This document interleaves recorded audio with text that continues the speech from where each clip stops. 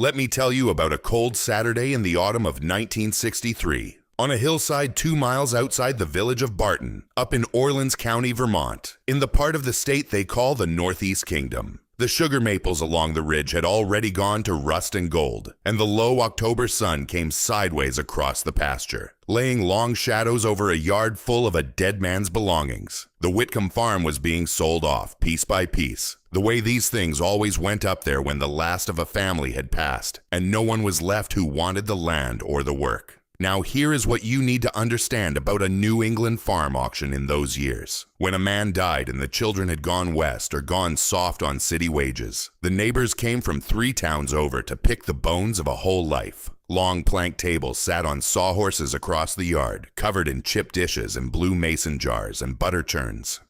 A big steel coffee urn steamed on the tailgate of a truck, and the men stood around in their wool coats with their hands in their pockets, waiting to see what 100 years of one family's things would bring by the dollar. Among them was an old man named Amos Corliss, and this is really his story. So let me tell you who he was. Amos was 68 years old that fall. He had been the blacksmith in Barton back when a blacksmith still meant something, back when every farm on the ridge needed a man who could shoe a horse and set a wagon tire, and weld a broken plow before the ground froze. But the tractors had come, and the horses had gone, and one by one the reasons for a forge had dried up like a creek in August. For the better part of 10 years, Amos had been what the town called half-retired, which is a polite way of saying folks had stopped needing him, and mostly stopped seeing him. He was a quiet man. He did not push into a room.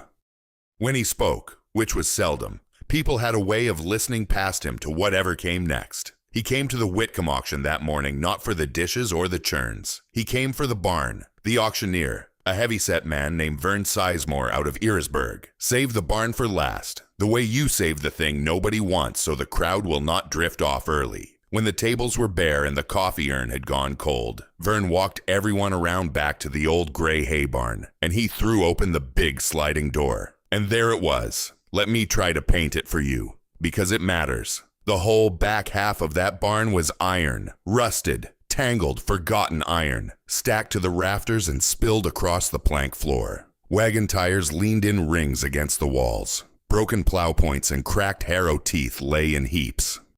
There were coils of chain gone orange with rust, boxes of dull files, bent hinges, wagon springs, horseshoes by the bushel, hammerheads without handles, a cracked anvil, and 100 nameless twisted shapes that had once been somebody's tools. Old man Whitcomb had never thrown away a scrap of metal in his life, and his father had not either, and here was the proof of it. 3 generations of iron nobody had a use for anymore. Now this here, Vern called out, is scrap. We'll sell the whole lot by the pound. It's iron weight, boys, nothing more. Who'll give me a price? There was a scrap hauler there that day, a younger fellow named Del Pruitt, who ran a truck down out of St. Johnsbury and bought dead iron by the ton to sell onto the mills. Del figured he was the only man in the yard with any reason to bid, and he was not shy about it.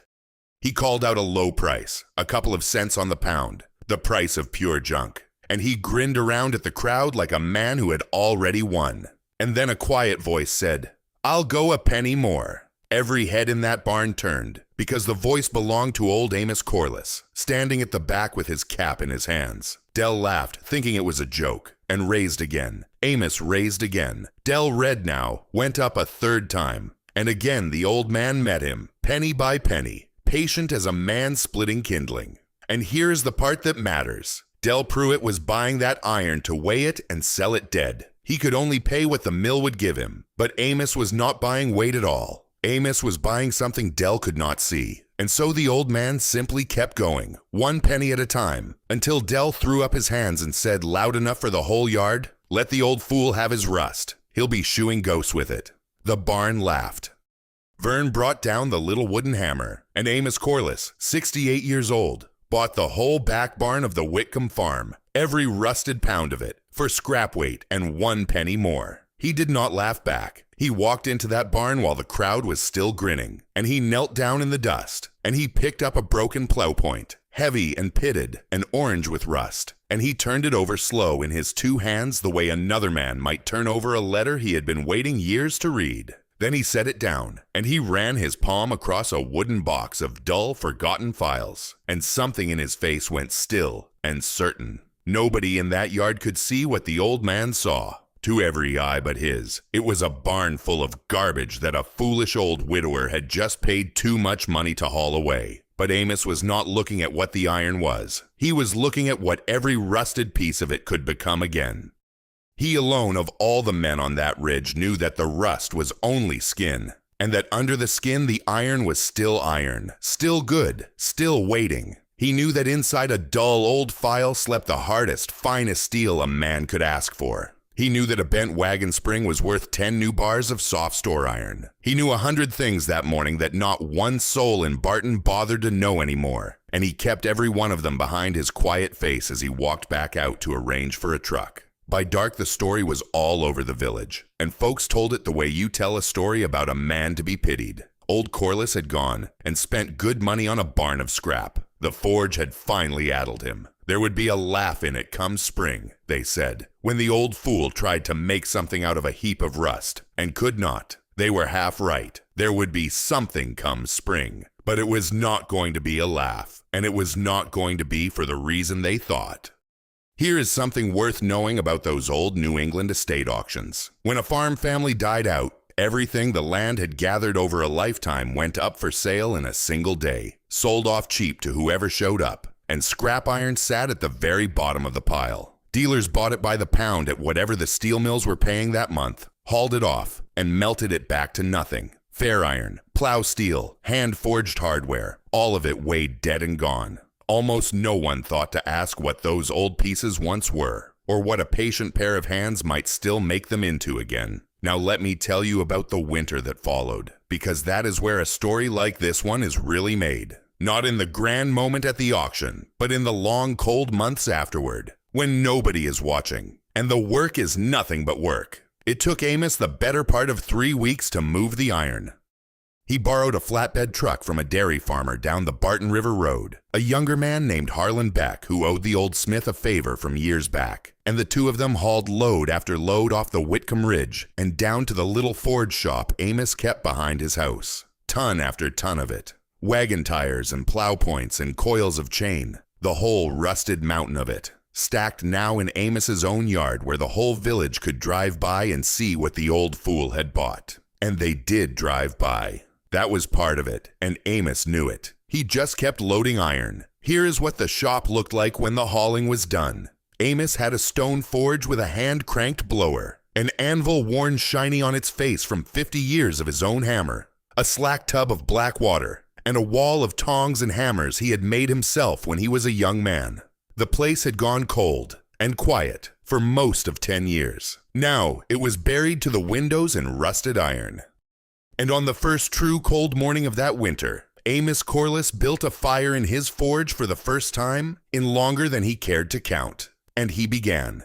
But I want to be honest with you about what beginning meant, because it was not magic, and it was not fast. The first thing Amos did was sort. Every single piece of that barn had to be picked up, turned over, read, and set into one pile or another. And reading iron is a real skill, the kind a man loses if he does not use it. Amos would take up a dull, rust-eaten file and snap a corner of it, and watch how it broke, and know from the grain whether there was good hard tool steel sleeping inside. He would strike an old wagon spring and listen to the ring of it. He would set a piece to the grinding wheel and read the sparks that flew off, because different steels throw different sparks, and an old smith can tell high-carbon steel from soft iron by the color and the shape of the sparks alone. Piece by piece, through December and into January, Amos sorted 3 generations of Whitcomb iron into what was worth saving and what was truly dead. And there was a great deal worth saving.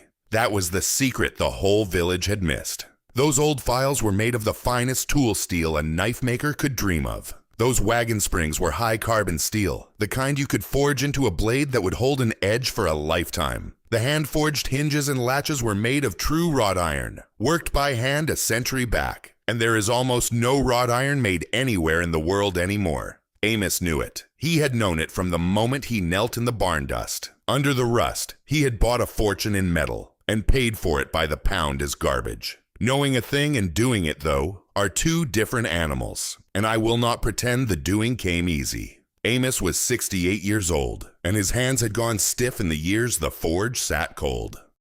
The first week he worked, his shoulders ached so bad at night he could hardly lift a cup. His fire was clumsy, too hot in one spot and dead in another, and he had to relearn the feel of it like a man learning to walk after a long sickness. His first pieces came out wrong. Let me tell you plainly, the old smith failed, over and over, that first month. He would clean the rust off a good bar of spring steel, heat it, work it, and watch it crack under his hammer, because he had let the fire run too hot and burned the life out of the metal. He scaled good steel. He cracked good stock. There is no way around that part, and Amos did not try to go around it. He just built the fire again the next morning and tried again. Meanwhile, the village had plenty to say. Del Pruitt, the scrap hauler who had lost the barn to him, took to telling the story in the feed store, how the old fool was down there polishing rust and burning cordwood to make nothing at all. "He's chasing ghosts," Del would say, tapping his temple. "That iron's dead. I'd have weighed it and been done. He's going to freeze in that shop over a pile of junk." And the men at the feed store laughed because it was an easy thing to laugh at. An old man alone with a mountain of rust, and easier still because not one of them understood what Amos understood. Even his neighbors, who wished him no harm, shook their heads. Harlan Beck, who had hauled the iron, came by one January evening and found Amos sitting on his stool in the cold shop, turning a cracked piece of steel over in his hands. And Harlan said, gentle as he could, "Amos, maybe it's time to let it be. You don't owe anybody proof." And the old man just looked at the metal and said quietly, "It's in there, Harlan. I can feel it. I just haven't got my hands back yet. And I will tell you the truth because it makes the rest of the story mean more." There was one night, deep in that winter, when even Amos wondered if the whole town was right. He had cracked his third good blade blank in a row, and the wind was screaming down off the ridge, and he sat there in the lantern light with his ruined work in his lap, an old man with aching hands and a barn of rust, and a village that had already decided how his story ended. For one long hour, he doubted. That is a thing worth saying out loud, because a man who never doubts has never really risked anything. Amos doubted, and then he banked his fire for the night, and he went to bed. And in the morning he got up and went back down to the shop, because that is what the work asks of a man. And then, one gray afternoon toward the end of February, when the light was already stretching a little longer and the first thaw was in the air, something changed. Amos took up an old file, a good one, and this time his fire was right and his hands remembered, and the steel moved under his hammer the way it was supposed to, clean and true. When he was done and the piece lay cooling on the bench, dark and even and whole, he stood over it a long time. It was only a small thing, but it was the first clean, finished piece to come out of that whole rusted barn. And Amos Corliss looked at it and knew, for certain now, that everything he had seen in the auction dust was real. Here is something worth understanding about rust, since it sits at the heart of this whole story. Rust is iron oxide, iron slowly returning to the ore it came from, and once it starts on a piece of iron, it feeds on itself and spreads. But rust is only a skin. Beneath it, on most old iron and steel, the metal is still sound. A patient smith knocks off the scale, grinds down to bright metal, and finds good steel waiting underneath, often better steel than the mills sell new. What the world throws away as ruined is very often only wearing a coat it can be talked out of. Now here's the part of the story where the ground begins to shift, and it happened the way real change usually happens. Not with a thunderclap, but with one thing, and then another, and then a whole tide of things. That first clean piece Amos forged at the end of winter was a knife. He had taken one of the Whitcomb files, ground away the rust and the old teeth, and drawn it out into a blade. And when he put a handle of curly maple on it and honed the edge, it was the finest kitchen knife anyone in Barton had ever held. Amos did not set out to sell it. He gave it to Harlan Beck's wife, Edith, as a thank you for the loan of the truck. And Edith Beck, who ran the kitchen at a little country inn over toward Craftsbury, used that knife every single day, and it held its edge through a whole season of hard use. And people asked her about it. That is how it started. A knife in a good cook's hand, doing what it was made to do, where other people could see. Through that spring and summer, Amos worked his way deeper into the pile, and the pieces came faster and cleaner now that his hands had come back to him. From a broken leaf spring off an old wagon, he forged a set of fireplace tools, a poker and tongs and a little shovel, hand-hammered and black and honest, the kind you cannot buy in any store. From the coils of rusted chain and the boxes of odd stock, he made hooks and trivets and boot scrapers. And from that century-old wrought iron, the true prize of the whole barn, he began to forge hinges and latches and thumb latches, the hardware of old houses, worked by hand the way it had been worked when the iron was new. Let me tell you about the man who changed everything, because every story like this has one. There was a fellow named Robert Ainsley who had bought an old farmhouse down toward Craftsbury Common, a place from the 1700s, and he was restoring it the right way, refusing to put shiny modern hardware on 200-year-old doors. He had spent months hunting for hand-forged hinges and coming up empty because almost nobody made them anymore. Then Edith Beck told him about the old smith in Barton. Ainsley drove up the Barton River Road one August afternoon, half expecting nothing, and walked into that shop still stacked with rust. And he saw the hinges Amos had laid out on the bench. He picked one up. He turned it over the way Amos himself had turned over that plow point a year before. And he said, quiet, "Where did you get iron like this?" And Amos said, "Out of a barn everybody laughed at me for buying." Robert Ainsley bought every hinge and latch in the shop that day and paid Amos real money for them, more money than Del Pruitt had offered for the whole barn by weight. Then he ordered more. And here is what mattered even beyond the money. Ainsley knew people. He knew other men restoring old houses and antique dealers and a shop in Burlington that sold fine ironwork. And he told every one of them about the smith up in Barton who was making true hand-forged hardware out of 100-year-old wrought iron. Word travels slow in the Northeast Kingdom, but it travels sure. And by that fall, it had gone from Craftsbury to St. Johnsbury to Burlington and beyond. The orders started coming. The country inn where Edith worked ordered a full set of andirons and fireplace tools for its big stone hearth. A shop in Burlington asked for hooks and latches by the dozen. A man restoring a church over in Glover wanted strap hinges for the big doors.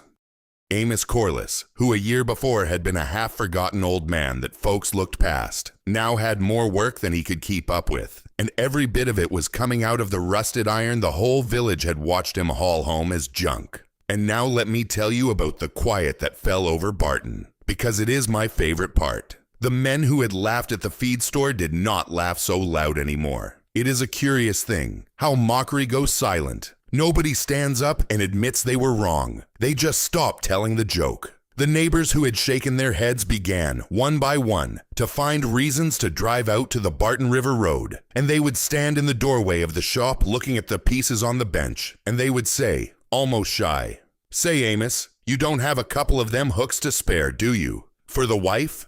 And Amos, who was not a man to rub anything in, would just nod and set them up with what they wanted. The same iron they had called garbage a year before, they were now glad to carry home in their own two hands. Even the money told the story. One gray afternoon, a buyer from a Burlington shop came to collect a hand-forged gate Amos had made. A thing of scrolls and leaves worked out of old wagon iron, and he paid the old smith a sum for that single gate that was more, all by itself, than Del Pruitt's whole scrap truck would have brought for the entire barn at the mill. Think on that a moment. One gate, out of the pile, worth more than the whole pile weighed dead. That is not a trick, and it is not luck. That is the difference between what a thing weighs and what a thing is worth. And it is the difference an old man had seen in the auction dust when nobody else could. And there was one witness to that sale who mattered more than the rest. Del Pruitt, the scrap hauler who had lost the barn by a single penny, happened to be driving past that very afternoon, and he slowed his truck at the sight of the fine iron gate going up onto a buyer's tailgate. He sat there a long moment with his engine idling. He had bought and sold 1,000 tons of dead iron in his life, weighed it and hauled it, and melted it back to nothing. And here was one gate out of the pile he had let go for pennies, fetching more than his whole load ever brought. He did not laugh. He did not say a word. He just watched, and then he drove on up the road, slower than he had come. The buyer from Burlington, loading that gate into his truck, looked back at the barn of rust, still stacked in the yard, and he asked the question everybody eventually asked. Where does a man even find iron like this anymore? And Amos Corliss wiped his hands on his apron and looked out at the ridge, and he gave the same answer he always gave. plain and without a drop of bitterness in it. Out of the barn, he said, that everybody laughed at. Here is something worth knowing, because it is the honest heart of what Amos was doing. Old files and old leaf springs are made of high-carbon tool steel, the same hard steel that holds a fine edge, which is why smiths have prized them for generations as free blade stock. And old hand-forged hardware is made of wrought iron, a metal that is tough and rust-resistant and nearly impossible to buy new today, because the world stopped making it more than 100 years ago. What looked to the village like a barn of scrap was, to a man who knew metal, a barn of the best material money could not even buy. Now let me tell you how it all came out, 3 years on from that cold auction morning. Because this is the part of the story the village never saw coming, least of all the men who had laughed the loudest. By the autumn of 1966, Amos Corliss had more work than one old man could ever hope to finish. The orders came from all over the state now, and from over the line in New Hampshire too. Letters and telephone calls asking for hinges and latches and andirons and hand-forged knives, more than his stiff old hands could keep up with. And so Amos did a thing he had not done in 40 years. He took on an apprentice, a serious young fellow from Glover named Wilbur Tandy, 19 years old, who had heard about the smith up in Barton and driven over one Saturday to ask if he could learn. Amos looked the boy over, and something in the way the young man picked up a hammer must have satisfied him, because he said, "Be here at 6 in the morning. Bring your own gloves." And that was that. The old knowledge that had nearly died out on that ridge now had somewhere to go. Here is what I want you to picture. That forge shop, which 3 years before had sat cold and forgotten behind an old man's house, was now the busiest place on the Barton River Road. Smoke rose from the chimney 6 days a week. The ring of 2 hammers came off the hill, the old man's steady stroke and the young man's learning it, and the mountain of rusted Whitcomb iron in the yard, which the whole village had driven past and shaken their heads at, was slowly, steadily turning into the finest hand-forged ironwork in that corner of Vermont, one piece at a time. And the people who had laughed, let me tell you what became of them, because it is the sweetest and the quietest justice you will ever hear. The very men who had stood in the Whitcomb barn and laughed while Amos bid his pennies now drove out to his shop to buy the iron back, made into things they wanted for their own homes. They bought his fireplace tools for their own hearths, and his hooks for their own kitchens, and his hinges for their own barn doors. They paid good money, gladly, for iron they had called garbage with their own mouths. Not one of them ever said the words "I was wrong." They did not have to. Every dollar they laid on Amos Corliss's bench said it for them, and the old man took the money without a word and never once threw the auction back in a single face. And then, on a bright cold morning late in the 3rd autumn, the last thing happened, the thing that closed the circle. A truck came up the Barton River Road and pulled into the yard, and out stepped Del Pruitt, the scrap hauler, the man who had lost the barn and told the whole feed store that Amos would be shoeing ghosts. The shop went quiet. Wilbur Tandy set down his hammer. Everyone there remembered how it had started.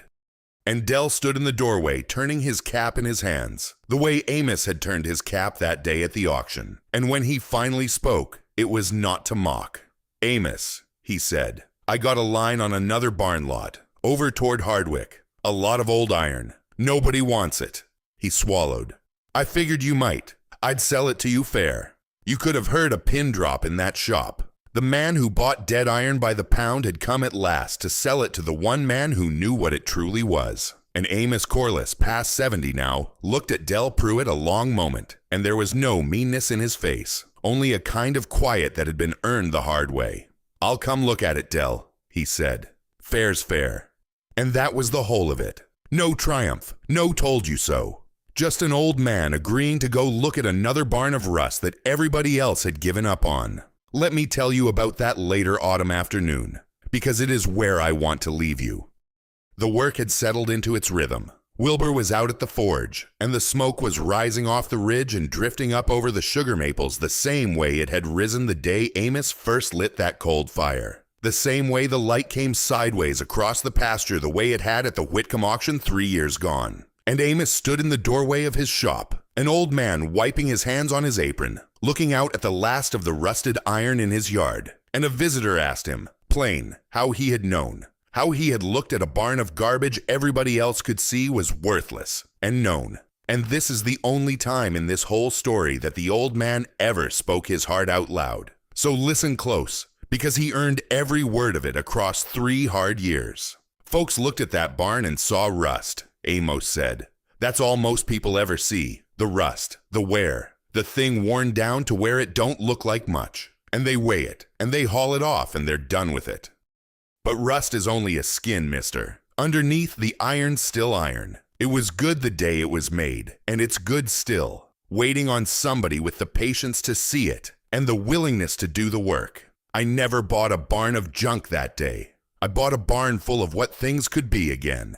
That's the whole secret, and it ain't much of one. Nothing worth having is ever only what it looks like the morning you find it. Not iron, not a man. You just gotta be willing to knock off the rust and see. Then he turned and went back into the shop, and the hammers took up again. Now let me tell you the last thing, and then I will let the story rest. By the door of that shop, on a plain iron hook, hangs one small thing that Amos Corliss never sold and never would. It is a little hand-forged hook, no longer than your finger, dark and simple. The first clean piece he ever drew out of that whole rusted barn. That gray afternoon at the end of the first winter when his hands finally came back to him. He never told anybody it was special. He never put a sign on it. It just hangs there by the door where a man might reach for it without thinking, catching the light from the forge, saying everything there is to say about the whole 3 years and never once needing to explain itself. Here is one last thing worth understanding. Wrought iron and old tool steel, worked by hand at a forge, will outlast almost anything the modern world makes to replace them. The very iron that gets weighed and melted as scrap is often better metal than what the mills pour new, forged tighter and truer by hands that are mostly gone now. A hinge Amos made from 100-year-old iron may well swing on its door for another 100 years. What the world throws away by the pound, a patient pair of hands can raise back up into something that outlives us all.